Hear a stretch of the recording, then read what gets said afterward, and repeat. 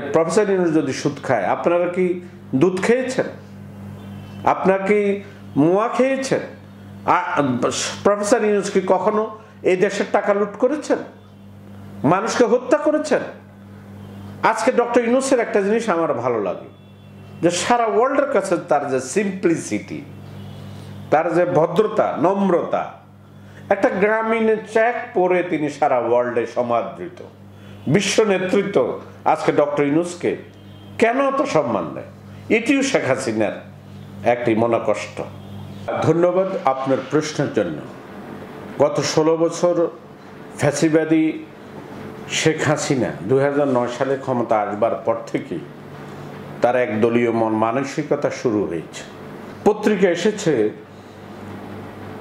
তথ্য প্রযুক্তি খাতে 22 প্রকল্পে 19,000 কোটি টাকা লুট করেছেন। আরেক জায়গায় এসেছে মাত্র 4টি প্রকল্পে 5,500 কোটি টাকা তিনি এই তথ্য প্রযুক্তি খাতে লুট করেছেন। তাহলে আজকে যারা বলছেন শেখ হাসিনা দিনে ভালো ছিল, অথচ তারা জানেন না একটি খাতে যদি 19,000 কোটি টাকা লুট হয়, ব্যাংকিং খাতে কত। বাংলাদেশের প্রত্যেকটা ব্যাংকে এখন বাংলাদেশ ব্যাংক লোন দিতে হচ্ছে এগুলোকে টিকিয়ে রাখার জন্য, অথচ এগুলোকে সে টিকিয়ে রাখে নেই। সে make sure their investment is align to people. তার ইনভেস্টমেন্ট অ্যালাইন টু পিপল ছিল না, মানুষের সাথে সংযুক্ত ছিল না, মানুষের উন্নয়নে ছিল না। সে পিপল স্কিল করেনি। মানুষের যে হার্ড স্কিলের সাথে সাথে সফট স্কিল দরকার, সেটিও শেখ হাসিনা করেননি। তিনি শুধু দুর্নীতি, অপশাসন, বিরোধী দলকে দমন, এই কাজগুলো তিনি করেছেন। আপনি সব করলেন, কিন্তু মানুষের মান, জীবনযাত্রার মান উন্নয়ন করলেন না। আপনি বড় বড় বিল্ডিং করেছেন, আপনি পদ্মা সেতু করেছেন, মেগা প্রজেক্টগুলো করেছেন। এই মেগা প্রজেক্টগুলোতে 1 বার না, 2 বার না, 3 বার না, 4 বার না, 5 বার না, এভাবে 5,000 কোটি টাকার প্রজেক্ট সেটি দাঁড়িয়েছে লক্ষ কোটি টাকা, 20,000, 30,000, 50,000, 1 লক্ষ কোটি টাকা। এইভাবে সে পত্রিকা আমরা এমনও দেখেছি শুধু পাচারে করেছে 18 লক্ষ কোটি টাকা বাংলাদেশ থেকে।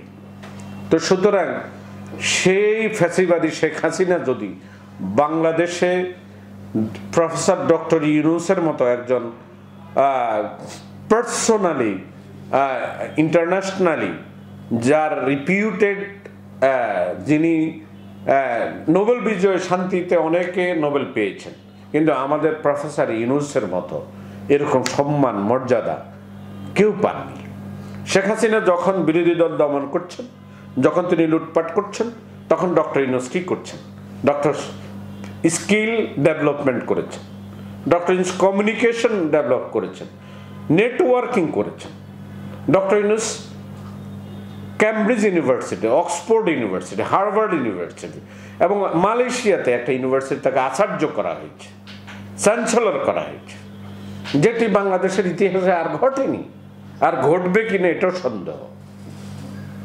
এখন আমরা আরেকটি জিনিস জানি যে রবীন্দ্রনাথ 1913 সালে নোবেল পাওয়ার পরও তার বিরুদ্ধে তৎকালীন সময় কলকাতার অনেক সমালোচনা হয়েছে। প্রফেসর ডক্টর ইউনূসকে অনেক সমালোচনা করে, তিনি সুদ খেয়েছেন তার গ্রামীণ ব্যাংকের মাধ্যমে, অথচ তার কোনো প্রমাণ নেই। এখন মানুষ বলছে যে প্রফেসর ইউনূস যদি সুদ খায়, আপনারা কি দুধ খেয়েছেন? আপনারা কি মুয়া খেয়েছেন? প্রফেসর ইউনূস কি কখনো এই দেশের টাকা লুট করেছেন? মানুষকে হত্যা করেছেন? আজকে ডক্টর ইউনূসের একটা জিনিস আমার ভালো লাগে, যে সারা ওয়ার্ল্ডের কাছে তার যে সিম্পলিসিটি, তার যে ভদ্রতা, নম্রতা, একটা গ্রামীণ চেক পরে তিনি সারা ওয়ার্ল্ডে সমাদৃত। বিশ্ব নেতৃত্ব আজকে ডক্টর ইউনূসকে কেন এত সম্মান দেয়? এটিও শেখ হাসিনার একটি মনোকষ্ট। কিন্তু শেখ হাসিনা এবং তার দোসররা শেষ পর্যায়ে এসে তাকে জেলখানায় নিয়েছিল, এবং তাকে ভেবেছিল তাকে যদি মামলা দিয়ে তার কনভিক্টেড করা যায় তাহলে ডক্টর ইউনূস কখনো ক্ষমতা আসবেন না। কিন্তু জুলাই আগস্টের আমাদের ছেলেরা রক্ত দিয়ে যে যে স্বাধীনতা এনেছে, এই স্বাধীনতার সুফল প্রফেসর ডক্টর ইউনূস নয়, সারা দেশের মানুষ ভোগ করছে।